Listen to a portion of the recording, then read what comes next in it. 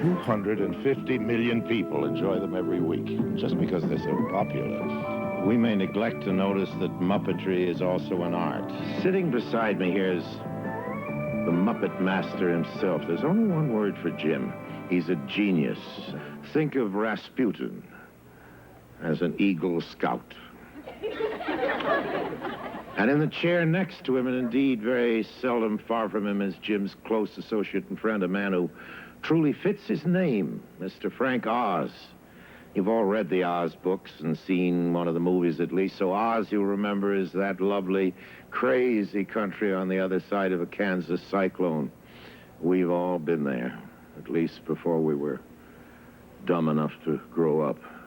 Well, Frank never left. Ladies and gentlemen, Mr. Frank Oz and Mr. Jim Henson. Welcome to you both.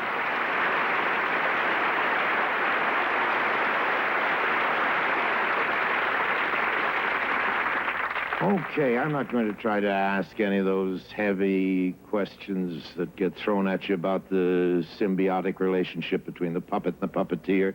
I'm sure that kind of question must bug you more than somewhat. I know it bothers me a lot, and I think it's crazy. People ask me, do you ever forget when you're talking to someone on the phone or at a restaurant, do you ever forget and start talking in Miss Piggy or Fozzie? You know, I think I'd be out of my mind if I did that. But that's a question asked a great deal. Do you all of a sudden, you know, if I'm talking to you, all of a sudden I go out up here, you know, without even knowing. That's silly. Of course I don't do that. That's insane. That's similar to the other question about does the puppet become real to you, and do you relate to it as another person? You know, which again, I can't. Which is crazy. It's not us at all. No, we're pretty functional. People want me to say, or you to say, yes, well, I wake up in the morning, I take my little dolly out of the bed and put him right on the chair and have breakfast with him. How do you feel about that? We protect them, and we protect the integrity of their characters, but we don't cutesify them, cute in the pejorative sense, you know. We don't really make a big thing of it. Frank, you're Bert to Jim's Ernie, and Jim, you're Kermit to Frank's Fozzie, and Frank is Grover to his own Cookie Monster. I couldn't name all of them if I tried, but I'm sure that these little characters seem so much larger than life, and yet so theatrically true because they're so wonderfully acted. Isn't that what it boils down to? You're basically actors, aren't you? You and Jim. In fact, you're a lot of actors. I've always believed it's that a puppeteer is an actor, but just with a different tool. An actor is the whole body. A puppeteer is what you have on the end of your arm. Every Muppet is an extension of Jim Henson or Frank Oz. A facet of ourselves. Are you willing to consider that Kermit... It's amazing. It's like is a little piece of Jim Henson. Some little tiny piece of him somewhere. Oh, sure. Yes, certainly with Kermit, that's true. A large piece.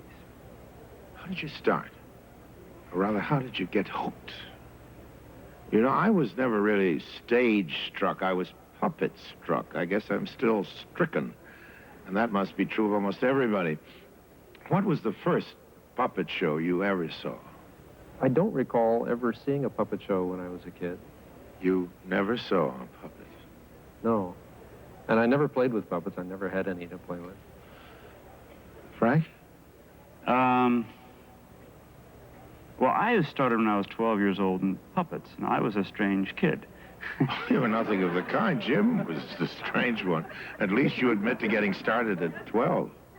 When I started, it was like just out of high school. Let's get this on the record. And then I just heard about a television station that was looking for a puppeteer. And so I made puppets and auditioned because I really wanted to work in television. For everybody else in the world, puppets are a magical part of our childhood. And here's a man who never gave them a thought, and his name is Jim Henson, the most famous name in the whole history of puppetry. And you're telling us that you went into puppetry just as a way to get into television? Yes, because I wanted to work in this field. I loved it. And you made your first puppets just in order to audition? I got a job, and they put me on, and I had a show for a little while. And then I was going through those sort of early times in one's life, and I was breaking up with a girl and that sort of thing, so I decided to go away and paint for a year. So I went to Europe and I wandered around and I met a lot of other puppeteers.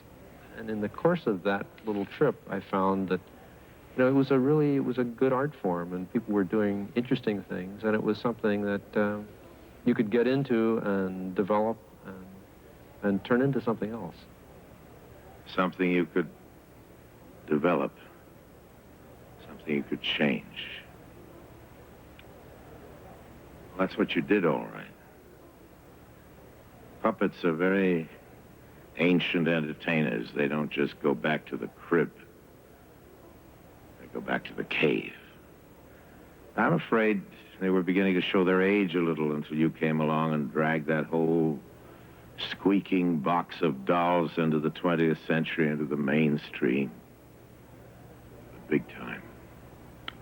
The Muppets, for my money, are the most original thing that ever happened on the box. Don't you agree? Stand by for the Muppets. 9, 8, 7, 6, 5, 4, 3, 2, 1, cue.